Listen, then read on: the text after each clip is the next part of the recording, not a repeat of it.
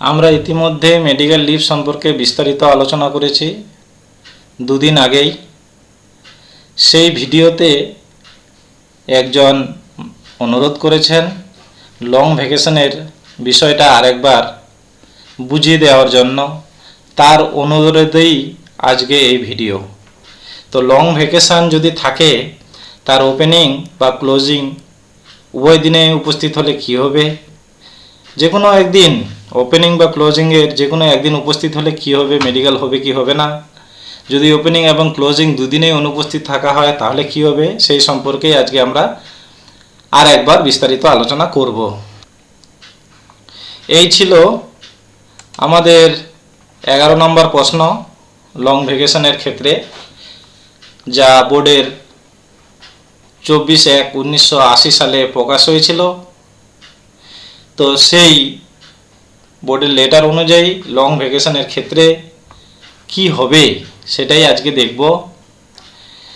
এটা total long vacation ছিল 20 দিন, মোট 20 দিনের একটা ভ্যাকেশন ছিল। এটা লং ভ্যাকেশনের মধ্যেই পড়ে। এটি হলো তার ক্লোজিং ডেট, অর্থাৎ এই দিনটা স্কুল হয়ে বন্ধ হয়ে যাবে বা মাদ্রাসা এই দিনটা হয়ে বন্ধ হয়ে যাবে এবং খুলবে এই ডেটে, ওপেনিং ডে এটা।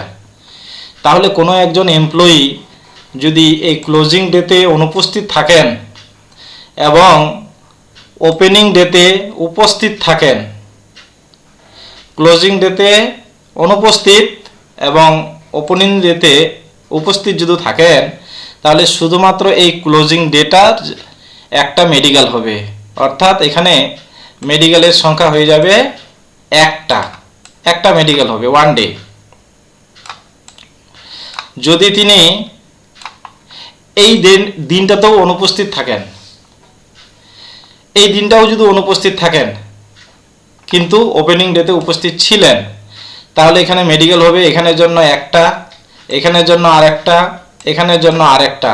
তাহলে টোটাল হয়ে গেল এখানে 3টা মেডিকেল হবে যদি ক্লোজিংয়ের আগে 3 দিনেই অনুপস্থিত থাকেন, অর্থাৎ ক্লোজিং ডেতে, তার আগের দিন এবং তার আগের দিন।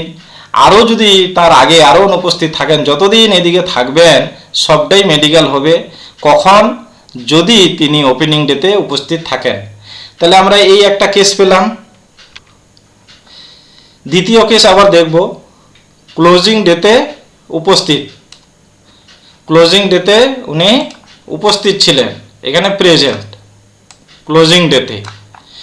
ওপেনিং ডেতে অনুপস্থিত, অর্থাৎ এই দিনটাতে ওপেনিং, যেদিন লং ভ্যাকেশনের পর যেদিন স্কুল বা মাদ্রাসা খুললো সেদিন ওই এমপ্লয়ি উপস্থিত হননি। তাহলে এখানে একটা মেডিকেল হবে। পরের দিনেও যদি অনুপস্থিত থাকা হয় তাহলে এখানের জন্য আরেকটা হবে। পরের দিনেও যদি অনুপস্থিত থাকা হয় তাহলে এটাও মেডিকেল হবে।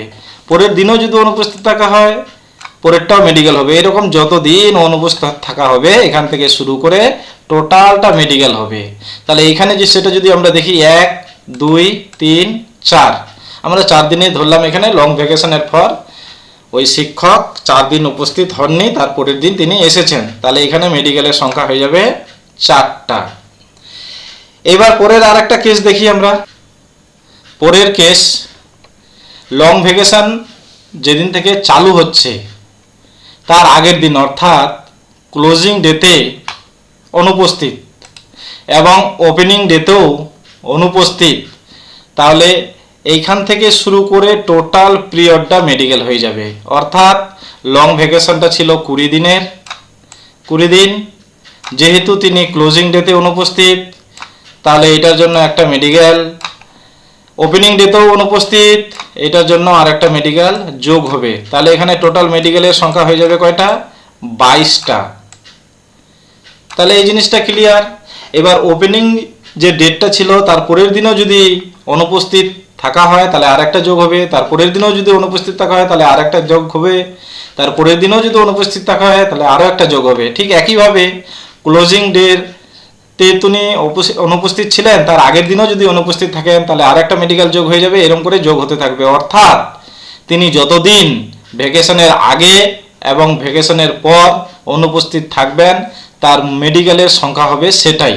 অর্থাৎ 20-র সঙ্গে ক্লোজিং ডের এদিকে যতগুলো হবে সেটা যোগ হবে, এবং ওপেনিং ডের এদিকে যতগুলো হবে সবগুলাই যোগ হয়ে যাবে। এইভাবেই লং ভ্যাকেশনের ক্ষেত্রে মেডিকেল লিভ গণনা করা হয়, যা বোর্ড যে নোটিফিকেশন করেছিল এই ডেটে, এই হচ্ছে 24/1/1980, এই মেমোতে এটাই উল্লেখ আছে। ধন্যবাদ।